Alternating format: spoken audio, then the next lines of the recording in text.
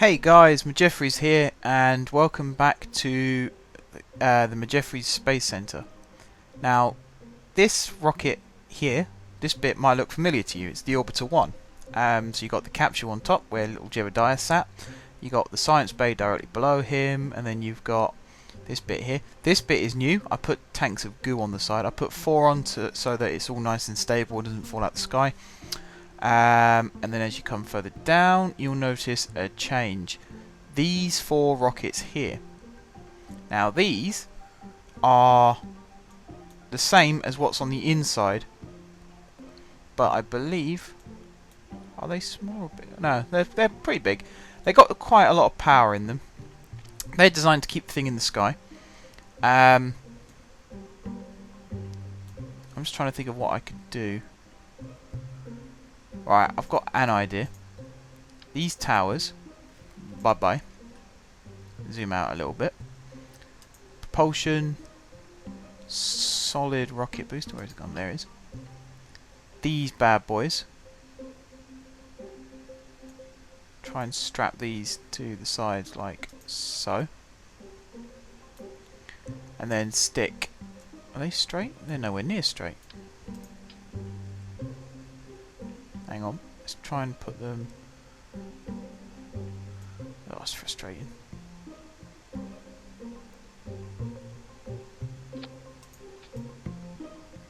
That's better. That's probably the best we're going to get anyway. And then aerodynamic stick caps on top, like so. These ones are going to fire at the same time as these ones. And then these 4 are going to fire separately. Funny enough, as these jettison, and then all these parachutes are going to fire. Right. And then I'm going to put the towers back on. If it lets me. There we go. This could all end up falling apart on the launch pad, so I'm not getting my hopes up too much. I'm going to rename this Orbiter 3. That's the first thing. And then this section here, you're going to gasp in horror when I do this, but this is going to come off, and this whole shebang is going. Reason being, I did a couple more experiments with this Orbiter 2, and I got a ton of science for it, and I managed to unlock this little fella, which... where is it? It's in there somewhere, I think.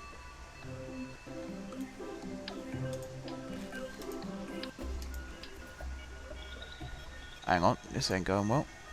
What have I done? Okay. That's not gone well at all. Let me start again. Let's load up the Orbiter 2. Right. Let's try and do this without messing it up this time. And actually, I'm not going to put that extra rocket booster on at the moment. I'm just going to leave it like that. Let's move that in first. Now let's move this down. We'll get rid of that whole shebang. And we're going to plop. Really? Okay. It doesn't like the idea of me getting rid of the command bay thing. I don't know why. So let's bring this in first. And then let's bring this in. So I can't get rid of that. I can't put this on whilst that's there.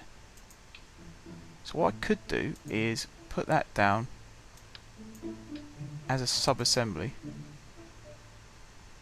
Hopefully. Okay. No, that failed.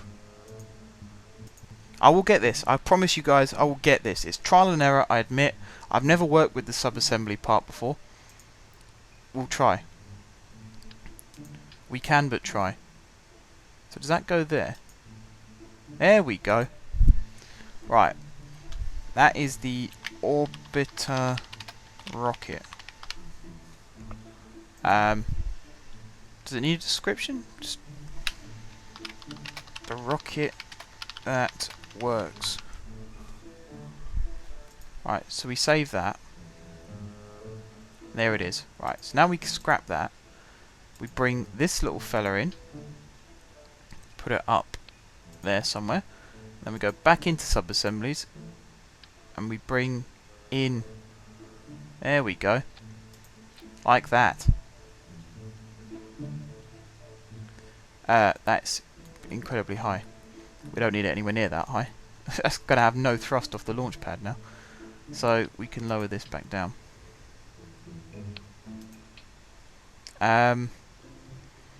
What this also allows us to do, with a bit of luck, that can go down a lot lower.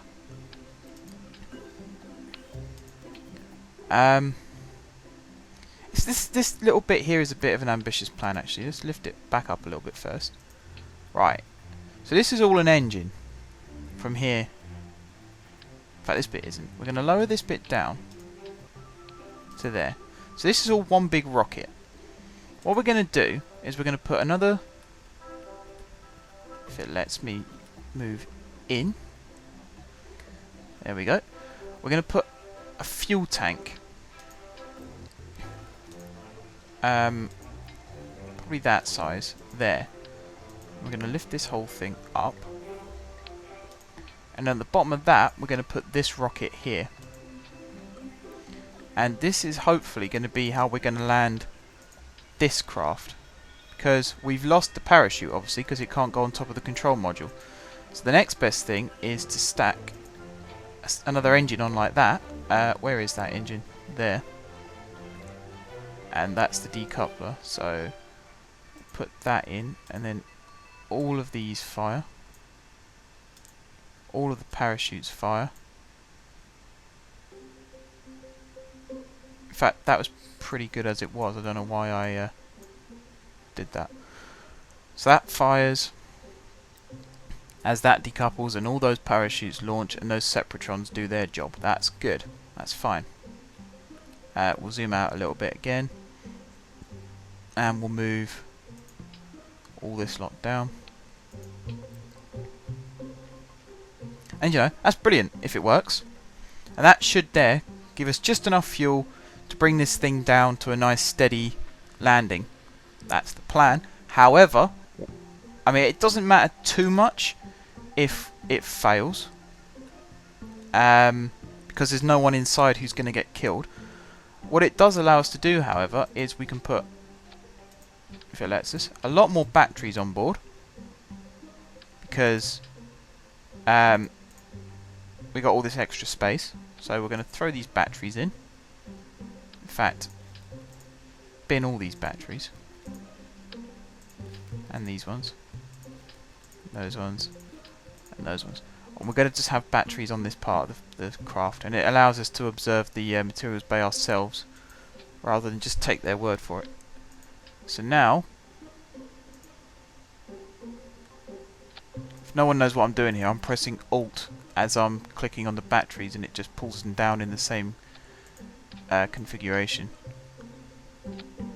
Right, like that. So we should have, I think it's about double the amount of batteries that we had before. And as a failsafe, in fact, no, we don't need a failsafe. That should, oh, I know what we do need though. A communicator.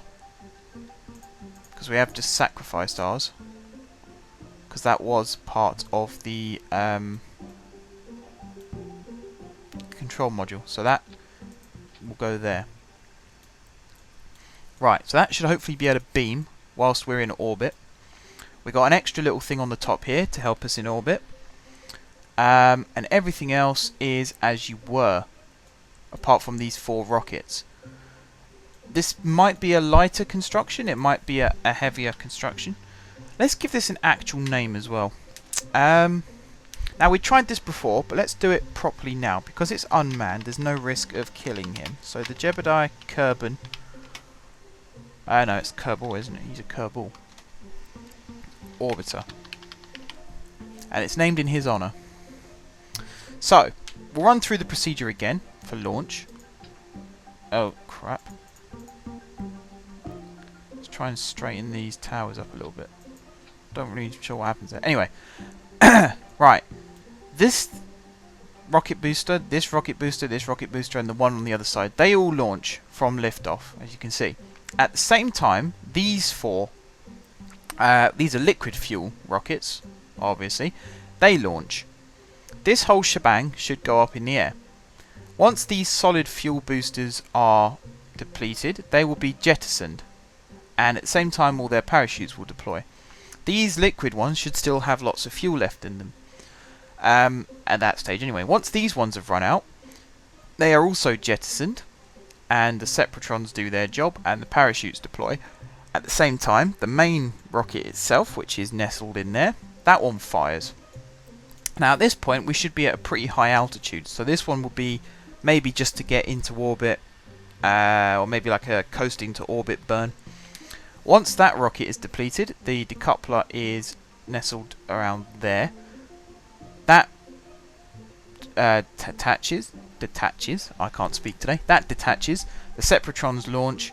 The parachutes deploy, and the engine inside that shielding device there, that fires, which controls this main part of the rocket here. Once this fuel tank is empty, and that was one of our problems, was this fuel tank was emptying a little too quickly. But once this one's empty now, this decoupler kicks in, and then there's a final rocket in there and a final fuel tank, and that deploys. And you got the Separatrons fire and these parachutes deploy. Right, this is called an orbiter. This one I've named it orbiter. However, and this is a big however, I was running some tests with this rocket. I think it was yesterday or the day before, and I noticed that I actually ended up with quite a bit of fuel left over in certain points. So I was wondering, I really can't speak today, if we can save some fuel in this section, and if we can utilise this section, could we maybe travel to somewhere like Moon? It's ambitious, but isn't that what this series is about? A bit of ambition. So, that's why this rocket has been put in, mainly, because there's very little atmosphere on Moon, if any. So ideally, you want... what do you want? You want something that can be used as brakes, because the parachutes won't work. So anything like, oh I don't know, a rocket perhaps, they come in handy. And you see I'm fiddling here because I've just had another idea to save on a little bit more fuel. If I stick these solid boosters like that, they're on their things, aren't they? Are they on the decouplers?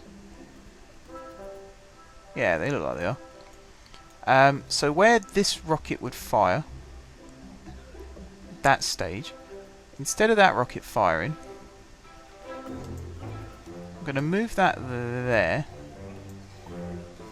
and how do I scroll up and down on this? Do I no. How do I do this? Somebody help. I might take these out if I can't do it. Do I just drag this whole thing up?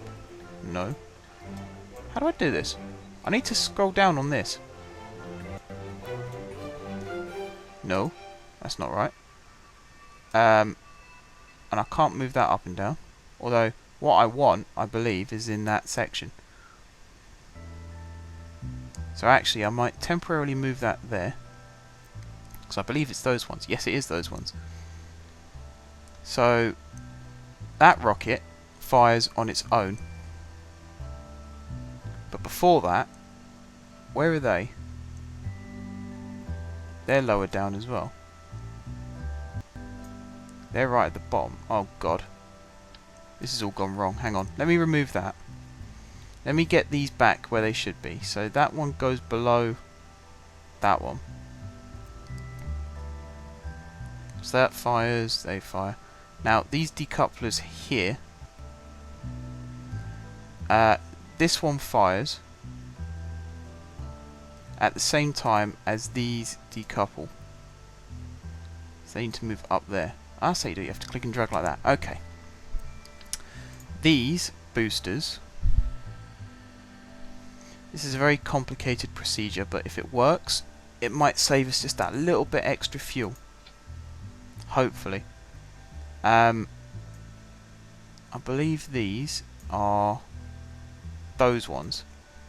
These need to go up there, like that. And then this one needs to go back above that one. So let's just do a quick check. They launch as that decouples. They fire, that's all good. And as long as these ones are in the right place, which they seem to be, okay. So this is the Jebediah Kerbal Orbiter. It's going to be called an orbiter for now, but it could become so much more. So what we're going to do now is we're going to take it to the test pad and we're going to fire it, and we're going to see what happens.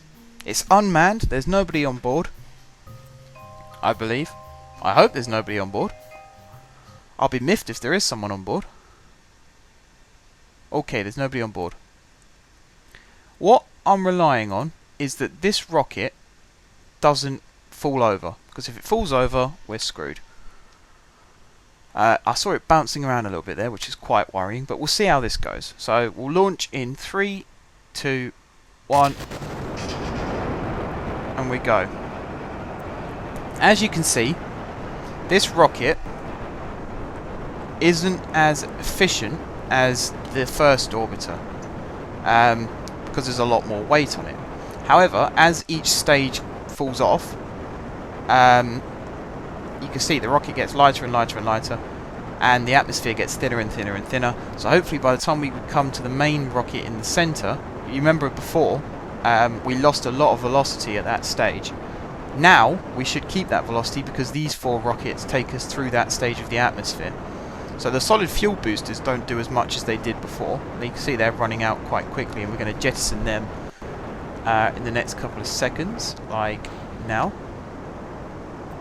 But these 4 rockets themselves are keeping us going, and although our velocity is dropping, it's not going to drop to a point where it becomes a huge worry. You can see, fuel-wise, we've got lots and lots of fuel.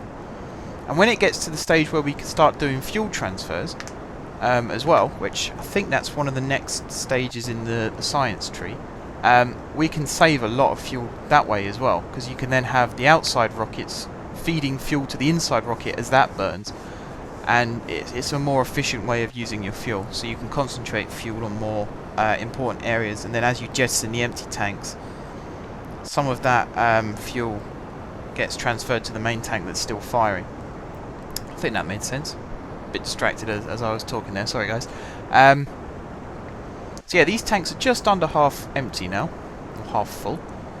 Once they're jettisoned, the main rocket in the centre will fire.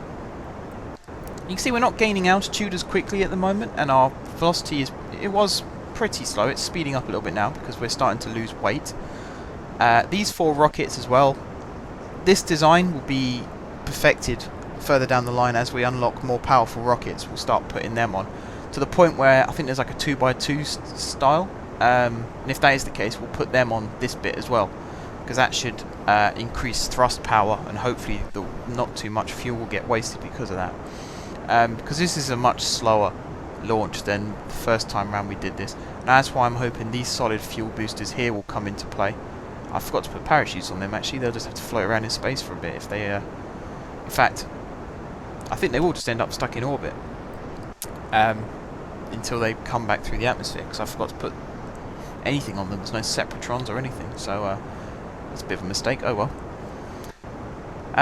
So I think we're going to be approaching sort of maybe the 10,000 meter mark by the time we jettison these fuel tanks. They have got parachutes attached to them somewhere, I believe. That's what these ones are for. Yep, you can see them there. And the separatrons do their job, and obviously the decouplers and the main rocket in the centre. So yep, we've broken 10,000 meters. Our velocity has increased massively now. I think it's doubled since this stage started, maybe even tripled. Maybe even quadrupled actually, which is good. It shows that we're losing weight, we're also gaining power. But these tanks sadly are empty. Now. Yep. So they get jettisoned. Off they go. and the main rocket here fires up, and as you can see we're starting to lose our velocity again. At this stage I'm going to go out and have a look at what our apoapsis is going to be. 14,000 rising up to 15,000. That's pretty good. This is starting to lean. I had this problem when I was testing as well. It becomes slightly unstable. You can see it's shifting around a little bit. That is going to fly off. That doesn't look good. What's going on? Are we dropping? Crap, we're dropping. Our velocity is rising because we are dropping. Yeah,